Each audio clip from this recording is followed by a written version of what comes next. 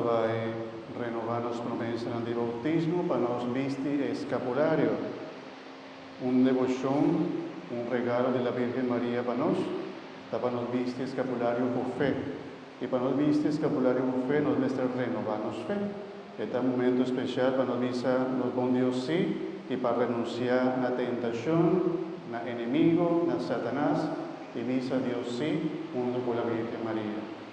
Y te va a bendicionar, un Señor te va a bendicionar un escapulario, ¿no? Y si vos tenés, saqué, entonces si vos avistieres, quité un momento por vos, nos te va a bendicionar, después vos te va a vestirle back como un signo de vestir con Cristo por medio de la Virgen María, ¿no? Pero prometo y prometo intencionan, nos va a renovar nuestra fe.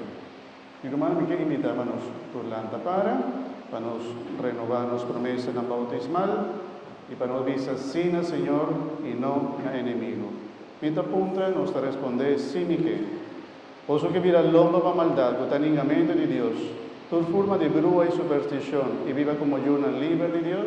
Sí, Sí, mi que. Oso que evita trampa de diablo, manera materialismo, sensualidad, injusticia y discriminación, falta de fe y falta de confianza en Dios, para su maldad no domina vos. sí, mi que. Vos que renunciar a la tentación de ser vos mesmo para otro en el egoísmo, y vos que renunciar a Satanás, tata de picar, y rey de maldad. Sí, mi que. Vos te quieres en Dios Tata Todopoderoso, Creador de cielo y tierra. Sí, mi que. Vos te quieres de Jesucristo, su único yuno, Señor, cuando nace de la Virgen María, cuando ana crucificada, cuando muri, cuando ana dera, cuando resucita por de muerto y favor de Santana Mandreche de Dios Tata Todopoderoso. Sí, mi que. Vos te quieres en Espíritu Santo, Iglesia Santo y Católico, comunión de santo, perdón de pecado, resurrección de carne y vida eterna. Sí, mi que. Nos turta responder, sáquetanos fe, sáqueta fe de iglesia,